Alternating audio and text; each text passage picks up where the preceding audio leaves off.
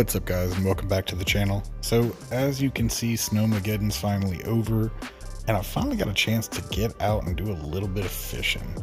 So currently what I have set up is a Ned rig using a Bandito bug. Actually using my ultralight rod and reel. The rest of my equipment is actually on its way in. I just ordered everything, so this is what I had, and I figured I'd make do with what I had for now, just to kind of see and check out this pond.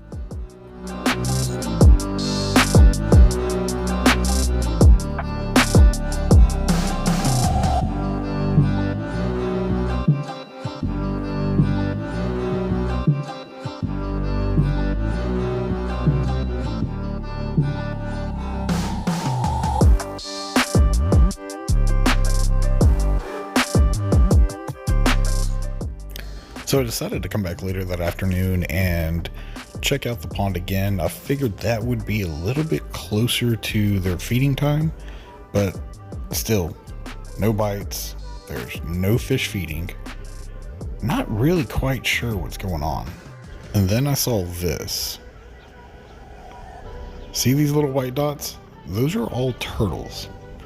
This thing is overrun with turtles. Which is cool to see the wildlife, but there must be 35 or more. And I honestly can't tell you when they populated or how overpopulated it really is, but I can imagine there may not be a lot of fish here. So with that pond being a bust, I decided to come check out one of my favorite spots. I've been coming to this place for probably about 2 years now. I really enjoy coming here just because there is such a great population and it is also managed well too.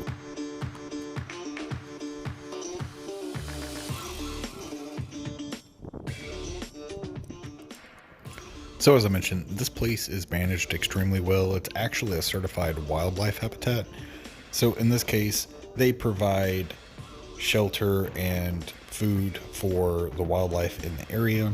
Here they have fish feeders put out, and you'll see there's, bird houses, stuff like that. Nothing too crazy, but it's managed well and the fishing's usually pretty good. So here I'm actually using my Abu Garcia Silver Max. It's a medium heavy action rod, and I'm also using a borrowed reel. It's my son's Cast King Royal Legend. As I mentioned, all of my new equipment is on order, so I figured I'd just use his, and I threw some braid on it and decided to go ahead and throw a crankbait. These are usually what works really well here, but you'll kind of see the point of the video as we get a little bit further into this.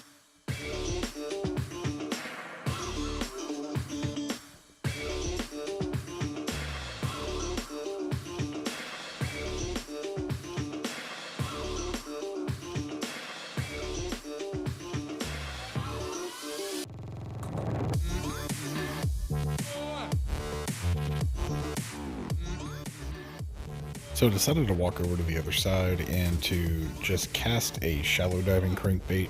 These are square bills. I really like using them and they've worked well here. But cast after cast, you kind of start to notice a trend. And I promise, I'm not a novice fisherman. No, I'm not claiming to be any type of pro whatsoever, but I do know what to throw in what condition, and with it usually being colder and getting close to spring, reaction baits work really well. So since the crankbaits weren't working, I figured it was time to go ahead and change it up, and I decided to use a jig. I needed something with a brush guard because there's a lot of grass that these crankbaits are going through, and I got tired of cleaning the grass off of the hook every time I had to reel it in.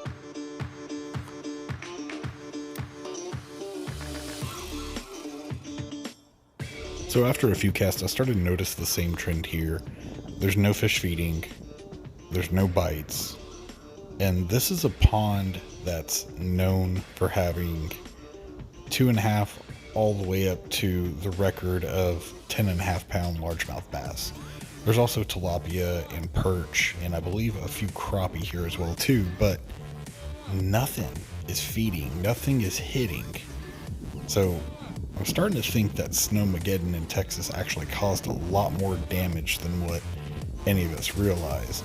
And I know that damage won't be able to be assessed for at least another 2 to 3 weeks. That's really all I've got for you. It was kind of crazy here in Texas with us having snow and having so much ice.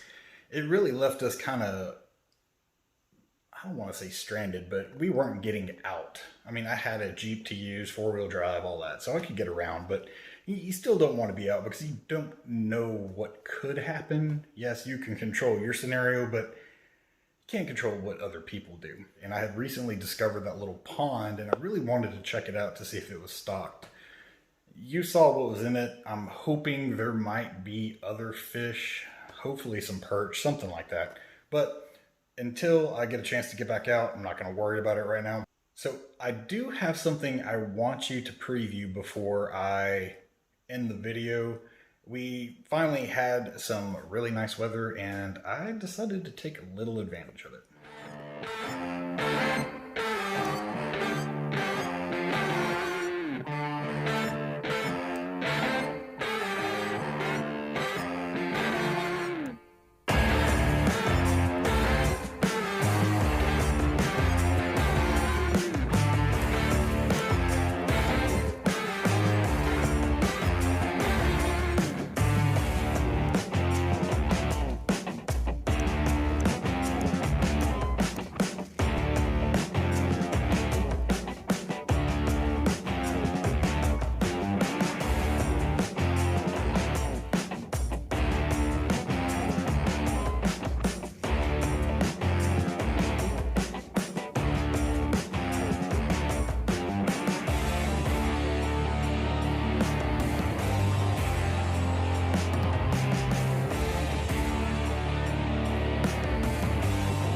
So I was able to get out and get the wiring done for the most part of the boat. I have 1 or 2 more adjustments to make.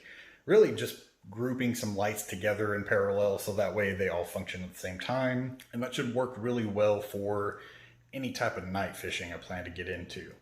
But the boat's coming along. It's been a process, especially finding parts. It's not that it's impossible, it's just finding what you need and understanding what somebody did from 1977. So definitely been an interesting build so far. If you hadn't subscribed to the channel, please do. I want y'all to check this out.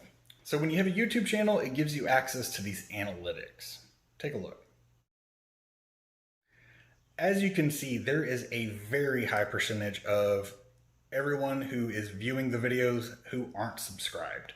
So if you don't mind, smash the subscribe button, leave a like, leave a comment.